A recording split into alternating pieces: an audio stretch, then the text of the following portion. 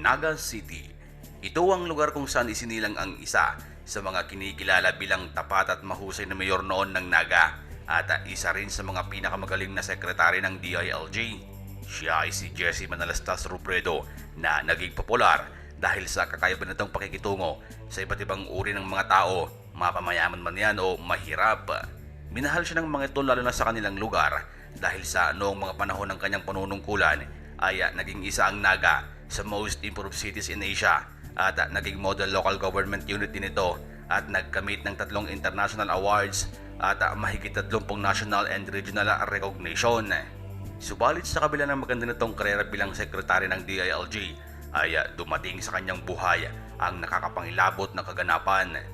August 18, 2012 ay kinumpirma ng National Chief of Director General Nicanor Bartolome na ang eroplanong sinakyan ni Jesse ay bumagsak sa baybayin malapit sa lalawigan ng Masbate at ito ay kumpirmado ding patay.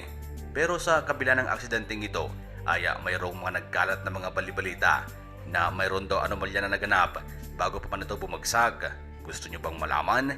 Pero bago yun ay disclaimer muna ang mga mababanggit ko maya-maya lamang ay hindi mismo galing sa akin kundi bunsod lamang ito ng isang malawak na pananaliksik o pagre-research sa mundo ng internet at wala akong balak siraan ng sino mang tao na mababanggit maya-maya lamang. At bago natin simulan ang lahat ng yan ay kung ngayon pa lang kayo napadpad sa channel na ito at mahilig kayo sa mga ganitong usapin ay inaanyayahan ko po kayo na pindutin ang subscribe button at pakihit nyo na din yung bell icon. Nang sa ganun na isa rin kayo sa mga unang makakapanood sa tuwing may bago tayong upload. At simulan na natin.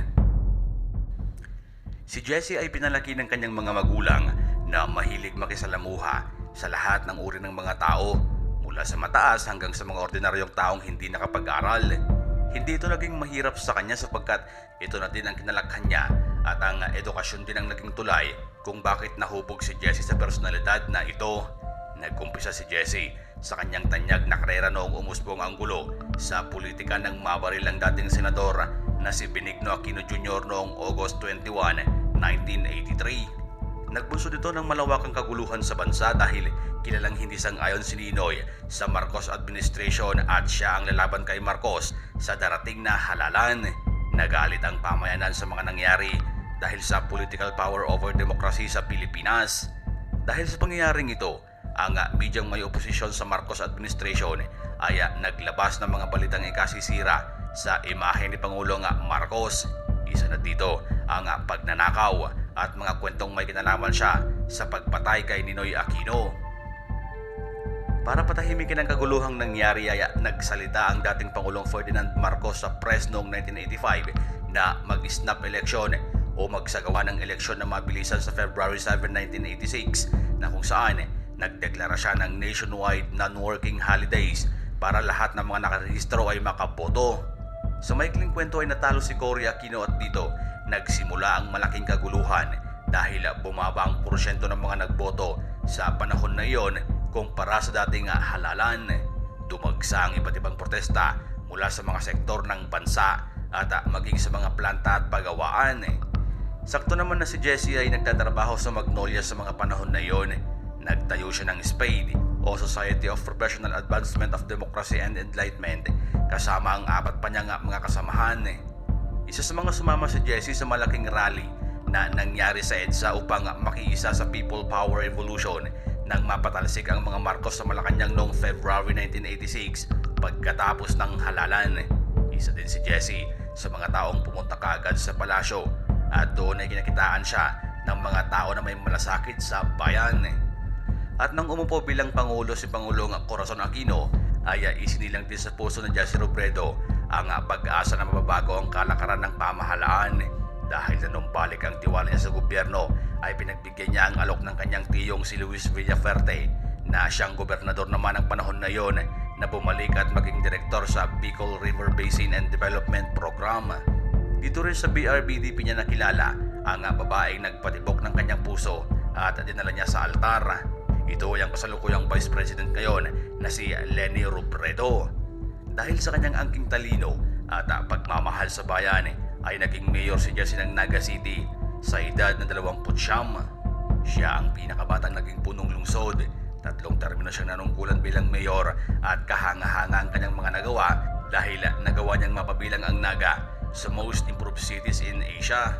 Bilang pagkilala rin sa kanyang kahusayan sa pamamalakad ay nakatanggap siya ng 14 na individual na parangal at kabilang na dito ang 2000 na Ramon Magsaysay Award to Government Service, 1996 Outstanding Persons of the World, 10 Outstanding Young Men of the Philippines, Conrad Adenauer Medal of Excellence as Most Outstanding City Mayor of the Philippines noong 1998 at ang kauna-unahang Dangal ng Bayan Award ng Civil Service Commission.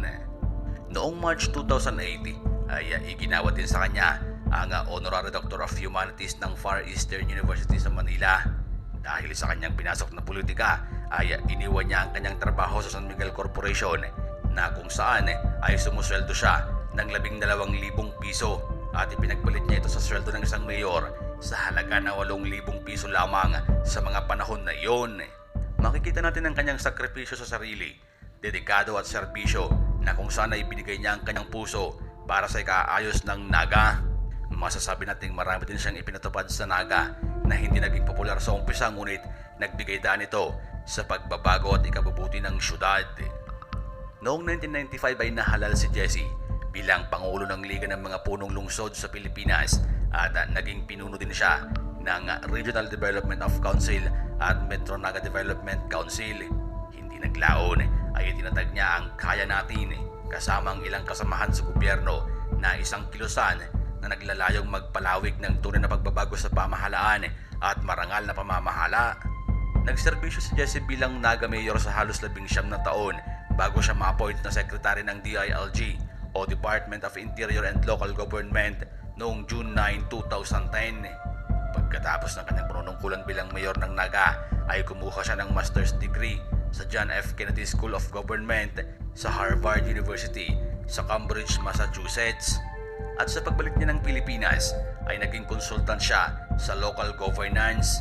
Nagbabahagi rin siya ng oras sa pagtuturo ng public administration sa Ateneo de Naga University Graduate School sa Universidad ng Nueva Cáceres at sa doctoral program ng Colegio Santa Isabel. Nagkaroon ng 3 supling si Jesse at ang kasalukuyang Vice President na si Leni Robredo na sina Jessica Marie, Janine Patricia at ang kanilang bunsong si Jillian Teres. Naging ulirang ama siya sa 3 niyang mga anak dahil sinigap niyang ibigay ang lahat ng pangangailangan ng mga ito, lalo na ang oras at pagmamahal sa kanyang buong pamilya at pinaka-espesyal na asawang si Lenny. Sa mahigit 19 years na naging mayor si Jesse ay masasabi nating suportado talaga siya ng mga tao doon at sa ibang parte ng bansa, lalo na siya ay naging isang tanyag na leader ng mayor at DILG sa Pilipinas. Walang katulad ang kagaya niya sa history na may puso at may gawa sa pagbabago man ng bayan at sa puso at isipan ng mga tao.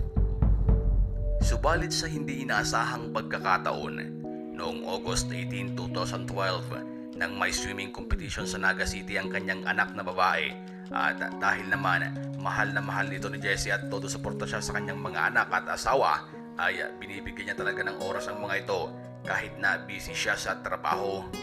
Pagkatapos ng kanyang meeting kasama si Undersecretary Rico Puno sa Cebu ay umano'y humabol sa awarding ceremony ng kanyang anak si Jesse sa Naga at sumakay ng private plane lula ng Piper Seneca PA34200 na may 2 piloto at kasama niya ang AT Camp na si Senior Inspector na si Jun Abrasado. Noong nakaalis na sa Cebu City ang eroplano ay nagkaproblema umano ito at sinubukan umano ng piloto na mag-emergency landing sa Masbate City subalit nag-iba ang takbo nito. Hindi umaabot sa runway yung eroplano nila na halos 300 meters pa ang layo nito sa airport ng Masbate at saka bumagsak ito sa tubig mga 4:30 ng hapon ng Sabado. Kinumpirma ng National Chief of Director General Nicanor Bartolome na ang 2 piloto at si Jesse Robredo ay nasa loob ng eroplano nung ito ay bumagsak pero himala namang nakaligtas si Jun Abrasado dahil natulungan siya ng mga mangingisda. Sa patuloy na pagre-research ay natagpuan ang katawan ni Jesse noong August 21. Labis ang paghihinagbis ng Robredo family sa nangyari at halos lahat ng mga tao sa Naga City dahil ang isang bayani ng bayan ay namatay sa hindi inaasahang pangyayari. Dinala ang kanyang katawan sa Archbishop Palace at pagkatapos ay dinala naman ito sa Malacanang noong August 24 at binalik sa Naga City pagkatapos ng misa at doon crinimate. Inilagay ang kanyang mga apo sa Eternal Gardens Memorial Park. Ipinagkaloob naman ni President Aquino ang parangal kay Jesse na Philippine Legion of Honor na may rank of Chief Commander noong ika-28 ng Agosto 2012. At sa araw ng kanyang kamatayan noong August 18, 2012 ay idineklara na ito'y araw ni Jesse Robredo at itinagdag bilang parangal na ang 2 roads o 200 ng Naga City at Masbate City ay ipapangalan sa kanya at ito tinawag na Jesse M. Robredo Boulevard sa Masbate City at Jesse M. Robredo Center na may Robredo Coliseum sa Naga City sa lungsod ng kanyang alma mater na De La Salle University. Subalit alam niyo ba kung ano ang nangyari sa loob ng eroplano bago ito bumagsak? Noong nagkaproblema ang eroplano sa oras na 3:30 p.m. ay agad-agad namang nag-text ang aide ni Jesse na si Abrasado sa recipient ng airport na babalik sila ng Cebu dahil may problema ang eroplano. Nag-message din siya na i-rebook sila sa pinakaunang aalis na eroplano sa Mactan para naman makalis sila kagad. Pero noong 4:02 ay nagpaulan ng text message si Abrasado sa airport recipient na mag-emergency landing sila sa Masbate Airport. Kinabukasan ay agad-agad namang pinuntahan ni President Noynoy Aquino at Marrojas ang lugar kung saan nangyari ang plane crash. Pinadala nila ang mga special equipment ng Pilipinas para naman ma-rescue kaagad si Jesse at ang kanyang dalawang kasamahan. Sinabi din ni Aquino na okay na si Abrasado at may maliit na injuries lamang at nag-assume na masasagip pa nila si Jesse. August 21 nang in-announce ni Marrojas na natagpuan na ng mga divers ang katawan ni Jesse at dinala ito sa Coast Guard na patay na. Nasuspende naman ang kumpanya ng aircraft dahil sa pangyayaring ito dahil di umano iniimbestigahan pa nila ang nangyari. Pagkatapos ng investigasyon ay idineklara kaagad ito ni Pangulong Aquino sa media at napag-alaman na ang ginamit pala ng eroplano kay Jesse ay matagal nang walang maintenance at luma na, dahilan kung bakit nagkaproblema sa makina nito. Dahil sa 23 minutes pa lang na paglipad nito ay nag-backfire na ang makina at nagkaproblema na kung saan ito ang naging dahilan ng pagkabagsak nila, pero maagapan pa sana yon kung bumalik kaagad ang piloto sa Cebu noong nag-text si Abrasado, pero ipinagpatuloy ng piloto ang eroplano patungong Masbate at yun ay napag-alaman na hindi gumamit ng tamang procedure ang mga piloto. At alam nyo ba na maraming balibalitang planted daw umano ang pagkamatay ni Jesse Robredo sa pagbagsak ng eroplanong sinasakyan niya? Pero bago niyo ako husgahan ay uulitin ko lamang ang paalala ko kanina. Ang lahat ng mga masasabi ko o mababanggit ko ay hindi mismo galing sa akin, kundi ito ay bunsod lamang ng pagsasagawa ng pananaliksik o pagre-research sa iba't ibang social media account at wala sa ideya ko ang siraan ng sinumang tao na mababanggit sa video ito. At sa pagpapatuloy ay ang ipinahayag lamang na investigasyon ay ang pilot at plane error, pero sa likod daw pala nito ay may matagal na pala umulong balak na titsempohan ang kanyang buhay dahil sa posisyon sa politika na hinahangad sa likod nito at tapat sa kanyang gawain para tugisin ang mga drug lord. Sa 4 na taong investigasyon at issue ay naglabas ng pahayag ang Marcos pa rin sa Facebook page na planted daw ng mga dilawan o Aquino ang pagkamatay ni Jesse dahil may balak sila na ang kanyang asawa ang ilagay sa mataas na posisyon na sa ngayon nga ay Vice President na dahil sa madramang pangyayari na laban kay BBM. Ang nangyari daw kay Jesse Robredo ay madramang pangyayari katulad sa nangyari kay Senator Noynoy Aquino na pinatay sa airport na kung saan nagdala ng mabangong pangalan at posisyon sa biyudang asawa na si Corazon na nagdala naman ng pagkapanalo ng mga Aquino noon at halos magkaparehas ang nangyari sa biyudang si Lenny.